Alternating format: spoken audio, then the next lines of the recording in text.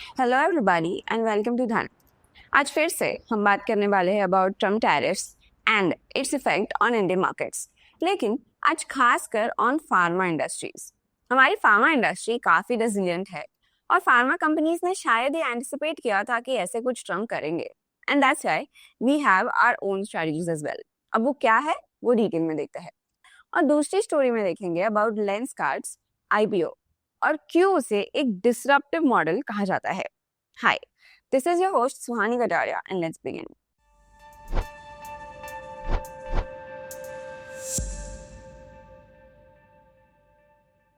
US के tariff threats and India pharmas की तैयारी।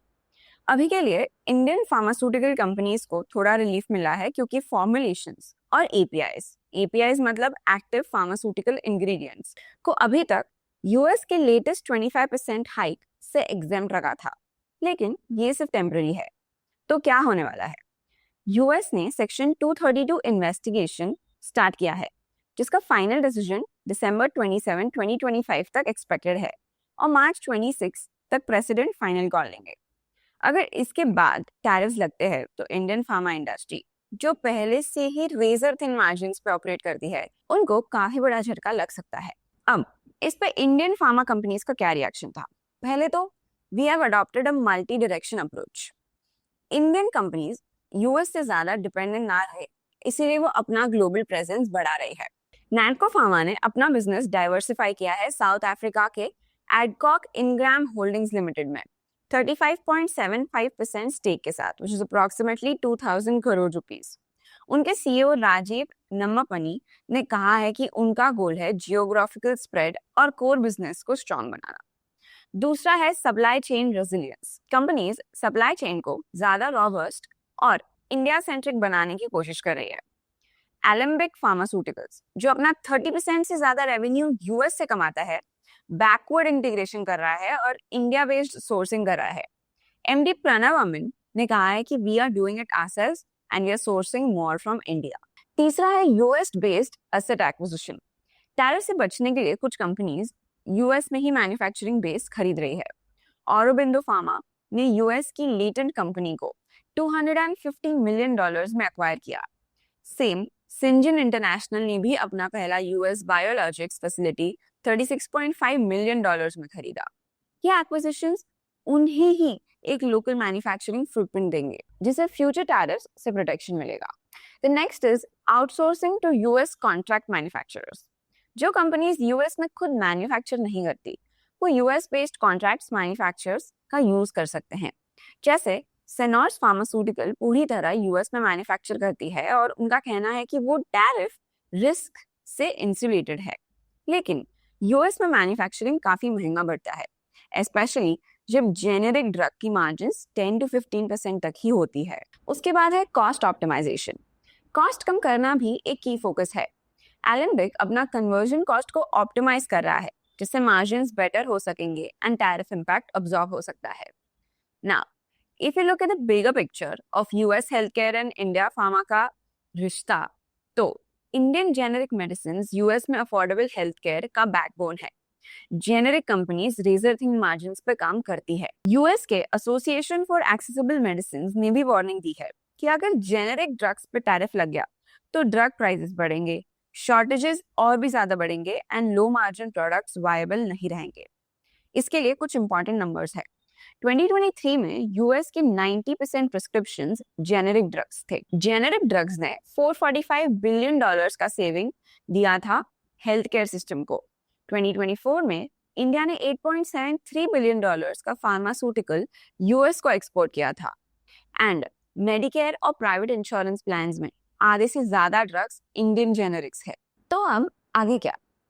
इंडियन फार्मा इंडस्ट्री वॉशिंगटन की डेवलपमेंट्स को क्लोजली मॉनिटर कर रही है। इकोनॉमिक लॉजिक और पब्लिक हेल्थ केयर की जरूरत ज्यादा इंपॉर्टेंट है प्रोटेक्शनल पॉलिटिक्स से। अगर यूएस ने अफोर्डेबिलिटी और हेल्थ केयर सस्टेनेबिलिटी पे फोकस रखा तो शायद ये सेक्शन 232 टैरिफ जेनेरिक्स पे ना लगे। लेकिन अगर इंडियन ड्रग मेकर्स किसी भी सिनेरियो के लिए तैयार रहना चाहते हैं और उनके लिए ये मल्टी प्रोंग्ड स्ट्रैटेजी इसी प्रिपरेशन का हिस्सा है। अब आते हैं दूसरे न्यूज पे, जो है लेंसकार्ट का आईपीओ। एक नया चैप्टर भारत के आईओए मार्केट के लिए। लेंसकार्ट इंडिया का एक पॉपुलर आईवेयर स्टार्टअप है जो 2150 करोड़ रेस करने जा रहा है आईपीओ के थ्रू। साथ ही साथ अर्ली इन्वेस्टर्स जैसे सॉफ्ट बैंक और शोडोज कैपिटल अपना हिस्सा बेचकर एग्जिट करने वाले हैं 13 crore shares offer for sale के जरिए। और सबसे बड़ी बात है कि FY25 में कंपनी ने 6,653 करोड़ का रेवेन्यू अचीव किया है और पहली बार 297 करोड़ का प्रॉफिट भी कमाया है। तो भारत का बढ़ता हुआ आई हेल्थ क्राइसिस के बारे में पढ़ते हैं। लेंसकार्ट का DHRP एक बड़ी रियलिटी दिखाता है। इंडिया में नजर की दिक्कत तेजी से बढ़ रही है, स्पेशली बच्चों में। अंडर 19 बच्चों में रिफ्रैक्टिव एरर्स FY20 के बाद 21% बढ़ के 39% हो चुके हैं। ओवरऑल पॉपुलेशन में भी 43% से 53% तक का जंप देखा गया है। रीड सर के रिसर्च के मुताबिक 2030 तक 62% चिल्ड्रन को चश्मा लगने की जरूरत होगी। अब कैसे? क्योंकि वो रात भर मोबाइल देखते हैं, इंडोर पढ़ते हैं, लिखते हैं, आउटडोर काम नहीं होता है, गलत पोस्चर में बैठते हैं and there is weak lighting. ये सब कंट्रीब्यूट कर रहा है to the eye sight issue. Metro cities में तो ये और भी ज्यादा कॉमन है, अराउंड 64%। तो इसीलिए आईवेयर की जरूरत है बट एक्सेस नहीं है अभी तक। सबसे शॉकिंग बात यह है कि सिर्फ 53% लोगों को चश्मे की जरूरत है पर सिर्फ 35% लोग ही पहनते हैं और ये 2030 तक सिर्फ 41% होने वाला है। क्यों? क्योंकि ऑप्टोमेट्रिस्ट की कमी और आईवेयर स्टोर्स की कमी की वजह से 70% आईवेयर मार्केट अभी भी अनऑर्गेनाइज्ड है, यानी लोकल किराना टाइप ऑप्टिशियंस है। ऑर्गेनाइज्ड ब्रांड्स जैसे लेंसकार्ट और टाइटन आई प्लस सिर्फ 11 to 13% मार्केट होल्ड करते हैं। अब द मेन थिंग, लेंसकार्ट का मॉडल डिस्ट्रप्टिव बिजनेस क्यों कहा जाता है? लेंसकार्ट ने एक एज ओल्ड इंडस्ट्री को मॉडर्न टेक और सप्लाई चेन से डिस्टर्ब किया है। कैसे? Due to end to end control. Traditional stores में मल्टीपल वेंडर्स और मैनुअल प्रोसेस होते हैं, उसमें डीलेज, कॉस्ट और गलतियां होती है। लेंसकार्ट के पास 2 मेगा फैक्ट्रीज है, भिवांडी में और गुरुग्राम में। यहाँ से इंडिया भर के ऑर्डर्स प्रोसेस होते हैं। जो कॉस्ट है वो 30 to 40% तक कम होती है क्योंकि बेचने में मिडिलमैन हट गए हैं। एंड 40 सिटीज में एक दिन में डिलीवरी पॉसिबल है। हर पेयर पे 70% का क्रॉस मार्जिन मिलता है। दूसरा है about the tech powered eyewear experience. Remote eye testing, मतलब Tier 2 और 3 सिटीज में भी टेस्टिंग पॉसिबल है क्योंकि ऑप्टोमेट्रिस्ट रिमोट कंट्रोल से टेस्ट कर रहे हैं। ओमनी चैनल इंटीग्रेशन है, कस्टमर ऑनलाइन ऐप से डिजाइन चूज करता है, स्टोर में टेस्ट करता है और कहीं से भी ऑर्डर प्लेस कर सकता है। उसके बाद आता है कस्टमर डेटा। लेंसकार्ट हर कस्टमर के पास डेटा का स्टोर रखता है, नेक्स्ट टाइम ऑर्डर करना और भी इजी हो जाता है। And that is why Lenskart is a disruptive business. लेकिन let's also talk about Lenskart का global reach. इंडिया के बाहर भी Lenskart ने अपना नेटवर्क सॉलिड बनाया है। 40% रेवेन्यू FY25 का ग्लोबल मार्केट से आता है। जापान और साउथ ईस्ट एशिया में भी 250 से ज्यादा स्टोर्स है। मिडिल ईस्ट में 40 प्लस और ताइवान, हांगकांग, ऑस्ट्रेलिया में 100 प्लस स्टोर्स है। ओन डेज जो एक जापानीज कंपनी थी उसे भी अक्वायर किया गया है 2022 में और अब फ्रेंच और स्पेनिश ब्रांड्स भी ऑनबोर्ड है। नाउ इसके बीच आती है एक दिक्कत which is China's dependency risk. Lenskart का एक चाइना जेवी है जहां से फ्रेम्स आते हैं, लेकिन DRHP वार्न करता है कि अगर एंटी चाइना सेंटिमेंट ये पॉलिसीज बढ़ी तो सेल्स इंपैक्ट हो सकती है। चाइना का इंपोर्ट शेयर अराउंड 54% से 42% पे आ चुका है। FY23 to 25 में बात करें तो अब तक 98% मैन्युफैक्चरिंग इंडिया में होती है, which is Gurugram and Bhiwandi. Hyderabad के पास अराउंड 1500 करोड़ का ऑप्टिकल प्लान डेवलप हो रहा है। अब IPO के पैसे कहाँ से आएंगे? कंपनी अपना फ्रेंचाइजी स्टोर को कंपनी ओन स्टोर्स में कन्वर्ट कर रही है। इससे कमीशंस बचेंगे, मार्जिन इंप्रूव होगा, लेकिन कॉस्ट और एम्प्लॉय मैनेजमेंट बढ़ेगा। लेकिन लॉन्ग टर्म में ये एक ब्रांड कंट्रोल के लिए काफी बेहतर है। So the main question again, क्या Lenskart IPO is worth watching? Yes, because market काफी अंडरसर्व्ड है, ग्रोथ रनवे अभी भी बड़ा है, लेंसकार्ट का मॉडल स्केलेबल है, टेक ड्रिवन है और प्रॉफिटेबल हो चुका है, and international expansion smartly targeted है। लेकिन कुछ सवाल आपने भी पूछने चाहिए, जैसे क्या ये स्केल मेंटेन हो पाएगा, store ownership model margin squeeze करेगा, एंड स्किल ऑप्टोमेट्रिस्ट बेस कैसे बनेगा। अब चलते हैं न्यूज फ्लैश सेक्शन की ओर, जो आपको स्कैनिक्स के न्यूज टैब के अंदर न्यूज फ्लैश सेक्शन मिलेगा। जैसे Oil prices steady despite 25% tariff on Russian oil imports. India faces supply and cost challenges. Oil prices remain largely unchanged following Trump's announcement of an additional 25% on Russian oil. Russia export approximately 4.7 million barrels of oil daily, with India previously importing close to 2 million barrels per day at $4 to $5 discounts at benchmark prices.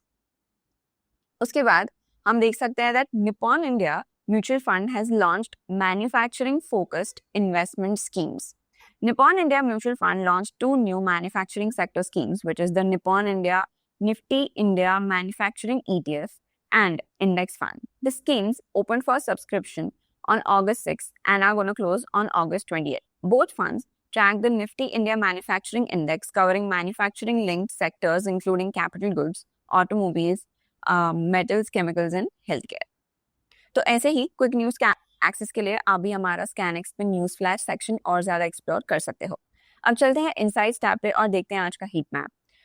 आज के top gainers और losers की बात करते हैं. तो आज का जो सबसे बड़ा लूजर है वो है Adani ports, which is down by 1.59%.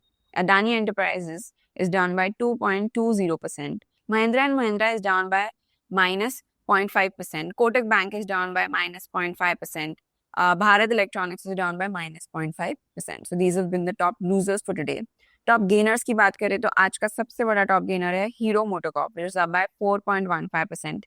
Tech Mahindra is up by 1.58%. Eternal is up by almost 1%. Bajaj Auto is up by 0.62% and Coal India is up by 0.72%. So these have been the top gainers and losers for today. अगर FIDI data की बात करते हैं तो as of August 6, 2025, FI ने massive selling किया है of around 5,000 crore and DI ने बाइंग किया ऑफ 6,794 करोड़.